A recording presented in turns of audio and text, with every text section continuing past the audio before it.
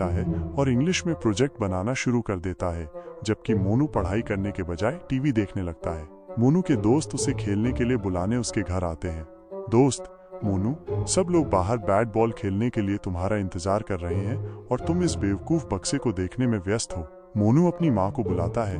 माँ, मैं अपने दोस्तों के साथ खेलने जा रहा हूँ। सीमा, अगर तुम खेलने जाओगे तो पढ़ाई कब करोगे? अगर तुम पढ़ाई नहीं करोगे तो तुम्हारे नंबर कम आएंगे। मोनू, अरे माँ, मैं शाम को पढ़ाई कर लूंगा और देखो मैं इंग्लिश प्रोजेक्ट भी बना लूंगा। वैसे भी टेस्ट आज नहीं बल्कि कल है, और जहाँ तक नंबर की बात है ये तो किस्मत पर निर्भर करता है कि अच्छे आते हैं या बुरे। ये देखकर मोनू अपने दोस्तों के साथ खेलने चला जाता है। जब मोहित शाम को घर आता है तो वो देखता है कि सोनू ने अपना इंग्लिश प्रोजेक्ट भी तैयार और सजा लिया है। सोनू, हाँ पापा, मेरी हिंदी टेस्ट की तैयारी भी पूरी हो गई है। मोहित, सीमा, ये मोनू कहीं दिख नहीं रहा। जैसे ही मोहित ये आवाज लगाता है, मोनू हाथ में बल्ला लिए घर में प्रवेश करता है। मोहित, तुम सुबह से बल्ले के साथ घूम रहे हो। तुम्हें देखकर लगता है कि न तो तुमने नहाया है और न ही कुछ पढ़ाई की है। मोनू, अरे पापा, आप आते ही पढ़ाई की बात करने लगे और अभी तो शाम ही हुई है, मैं पढ़ाई कर लूंगा।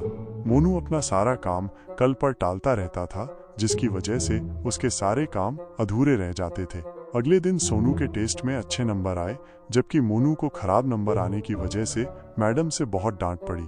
जब वे दोनों घर आए तो माँ से भी मोनू को बहुत डांट पड़ी।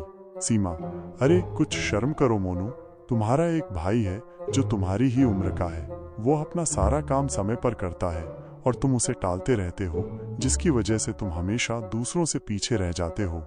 जैसे ही मोहित शाम को घर आता है, वो सोनू और मोनू दोनों के टेस्ट के नंबर देखता है। मोहित, यही मुझे तुमसे उम्मीद थी। ऐसे गंदे नंबर, वो भी हिंदी में, और इंग्लिश का प्रोजेक्ट तुम कल या परसों तक खत्म कर लोगे, है ना?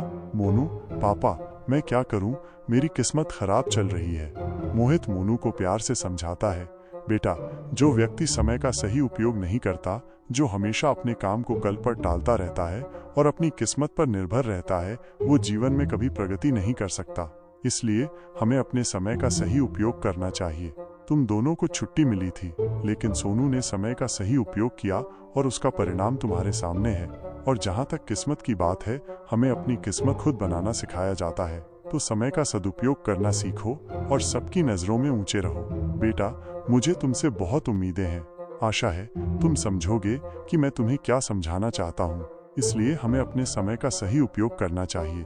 मोनू, आप सही कह रहे हैं पापा, मैं समझ गया आपने जो कहा।